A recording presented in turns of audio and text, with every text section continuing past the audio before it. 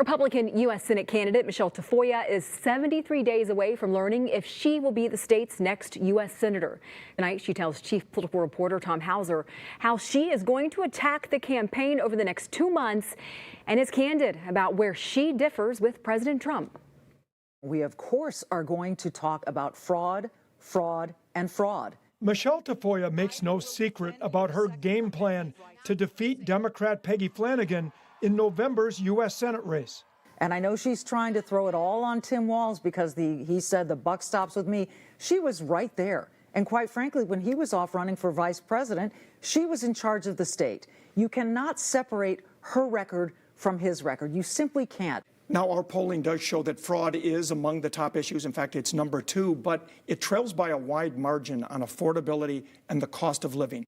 I would contend that people are still very upset at fraud, and these two go hand in hand, affordability as well. When you know how much you're paying in taxes here in Minnesota and to the federal government, and it disappears like that, you're angry. You've been robbed. Tafoya also stands behind an open letter she wrote to President Trump in 2022, saying, please don't run for president again. People want change, not chaos. We need a break from Biden and from you. Have you evolved from that position of opposing his presidency? I think what that demonstrates is I'm an independent thinker. We are where we are. The president is Donald Trump. So what I would say to Minnesotans is the only endorsement that I want is theirs, Minnesotans. I am not a career politician who is looking to answer to party bosses, to answer to lobbyists, to answer to special interests, and even to answer to a president. I answer to Minnesotans. Tafoya does support the president's decision to go to war with Iran. Are you concerned that there does not appear to be an exit strategy?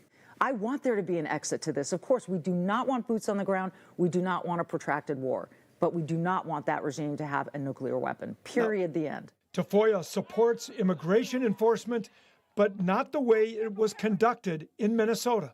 Were you concerned about Metro surge? A lot of the existing Republican politicians who are in office now hesitated to speak out against this. Where do you stand? 2 Minnesotans lost their lives in this. Alex Preddy and Renee Good, it was tragic. And I think the way that that operation was rolled out is regrettable, to say the least. It was not good. You can hear more from Michele Tafoya on inflation, gas prices, and the war in Iran coming up Sunday at 10 a.m. on At Issue. In the newsroom, Tom Hauser, 5 Eyewitness News.